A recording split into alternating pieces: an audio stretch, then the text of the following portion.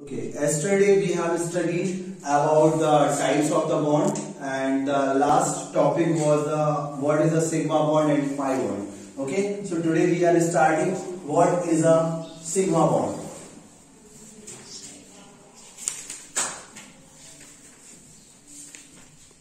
Yesterday we have discussed three types of bond. First one was ionic bond, second was covalent bond, and third was coordination bond. Inside the ionic bond we have studied, it has made due to the transfer of the electron, because each and every compound which are made up of metal and non-metal, for making a ionic bond, non-metal octant should be completed. So in the case of CaCl2, like that, calcium have valency number is 2, okay, and we have a 2 chlorine atom, and the chlorine valency is 7. 7 is also here, okay. So calcium have valency number 2, okay. So we want to complete the octant of the non-metal, okay. So what we have to do? Calcium will transfer one electron towards chlorine here and one electron towards here.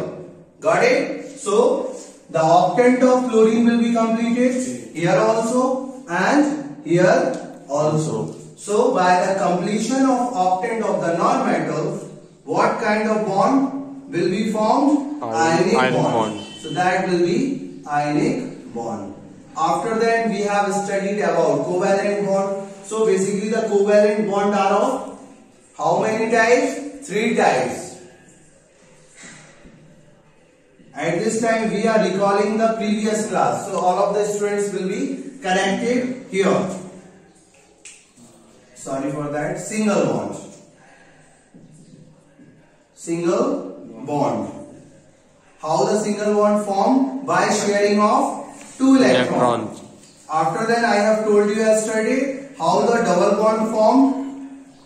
By the sharing of 4 electrons. Got it? Yes, and how the triple bond is formed? By sharing of 6 bonds. By sharing of 6 electrons. 6 electrons. Okay. After that, I have told you about coordination bond. Coordination bond, how it is to be formed? By the donation of the electron. How? By the donation of electron. And this bond, I will tell you in our next class. Okay. Firstly, we have discussed about sigma bond and pi bond. Okay, so today we are starting what is a sigma bond and pi bond. This was a small revision, so the all of the student will easily connect it. Okay, so now we will further goes on what is a sigma bond, and this bond is so much important when we will study Vesper theory and MOT theory also. Okay, so firstly we will understand what is a sigma bond. Sigma bond is denoted by the symbol small sigma, like that. Okay, and one thing I want to memorize you, that in a single bond, if 2 atoms are connected with a single bond, that means there is a 1 sigma bond. If we will take an example of oxygen, in a double bond there is always exists 1 sigma 1 pi, and in a triple bond there is always 1 sigma. how much? 1 sigma 2 pi. And this bond is so much useful for the calculation of hybridization also. Pi bond is different one. Okay, so now we can start what is a sigma bond and how it is to be formed. Okay student, so how the sigma bond is to be formed we will study here. And the reason for sigma bond formation is due to overlapping. Due to overlapping of 2 half-filled orbital. Half-filled orbital. And student, you know what are the orbitals? In a whole chemistry we have mainly 4 orbitals. That name is S, P, D and F. In a whole chemistry there is only 4 orbitals, which we have studied in a atomic structure also. And there is some electron limit for each and every orbital also. Okay, what is the limit of S? Maximum 2 electrons. What is friend? Maximum 2 electrons. We have maximum 6 electrons. D have maximum 10 electrons and F has maximum 14 electrons. At this time I am trying to recall you each and everything which are connected here. Okay, so due to overlapping of two half-filled orbitals. Now the question comes is that what is overlapping? Okay, and what are the shape of these all orbitals? Okay, so firstly we will discuss about the shape of the orbitals, because each and every orbital there is a different shape. Got it? Okay friends, so firstly we will talk about S orbital, and we can say that properties of S orbital. Properties of S orbital.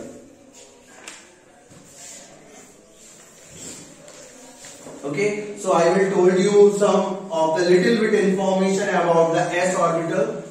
And S orbital electron limit.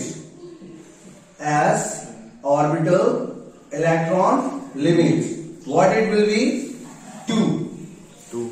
Okay, so according to Hund rule, how the electrons are to be denoted? Like this. If S orbital electron limit is 2, so how many orbital will be there? 1. Okay, and we know that the spin of electron is always to be opposite, so we can denote like that. Got it? Yes, and after then, what is the shape of S orbital? So shape is friend circular, like this. This is a S orbital shape. S orbital shape. Got it? There is only one shape for S orbital, because S orbital electron limit is 2, and as we know that how much there is electron, half will be the orbital. For example, if we will take an example of p orbital, friend. If we will take an example of p orbital, electron limit is 6. How much is friend? 6. Okay, so there will be only 3 orbital, because electron are always in a form of pair. Got it? So what are the shape? Shape name we want to write, that will be px, py and pz. There will be 3 orbital shape. Okay, so and what kind of shape? We can say dumbbell.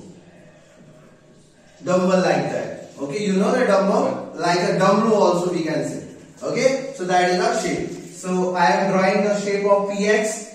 Student, we have a 3 axis. This one is x axis, this one is y, and this one is z axis. Okay, so when we will draw px, so you have to make a dumbbell on x axis like this. See here, that is the px. That is here. After that, if we want to draw the structure of py, so you have to make dumbbell on a y-axis. That will be py. That will be px, and this axis will be pz. Okay, and if you want to draw the structure of pz, student, you have to make a dumbbell on a z-axis. How? Like this. Okay, so that will be the shape of PZ. PZ. Okay.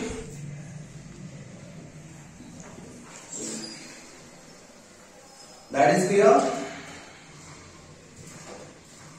Sir. Okay, now we will discuss what are the shape of d orbital. What are the shape of d orbital? Okay, as we know that d orbital have 10 electrons. D orbital electron limit. D orbital electron limit is 10. Okay, so how many orbital will be there? 5. So these are the shape of 5 orbital. Okay, this one I am drawing here. This one, like this, like a flower, or we can say rangoli, like that. Okay, so you have to make. What is the difference between here? Axis difference only. This is x, this is y. In this shape, we will change the axis. Y, z, like that. Same structure here. Same structure spread also here. Like this. Same axis, name is changed. Otherwise, same is here. Only the z axis used. So we will make 1.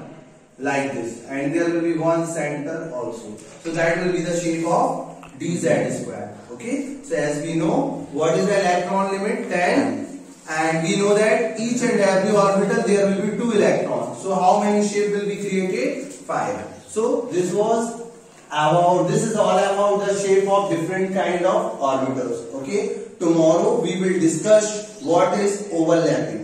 Okay, so today I will simply told you overlapping means common area. Overlapping means common area. Like this. Tomorrow we will study. Today I am giving a basic idea about it.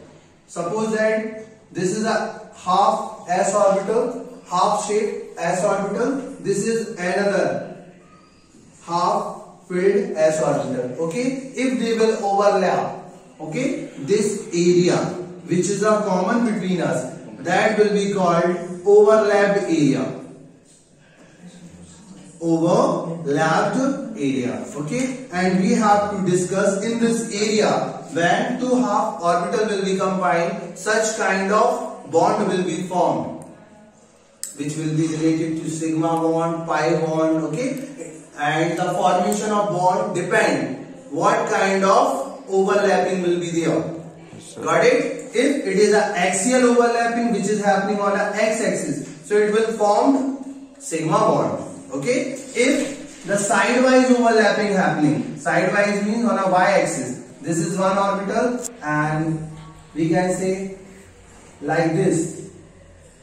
So this area sidewise overlapping formed the pi bond. Okay? So student, this is the basic idea about the sigma bond and pi bond. Tomorrow we will goes on a deep discussion how this overlapped area come. Okay, so thank you very much for this basic class related to the sigma bond and pi bond. Tomorrow we will deeply discuss about sigma bond formation. After that we will goes on overlapping. After that we will goes on a hybridization. Okay, thank you very much.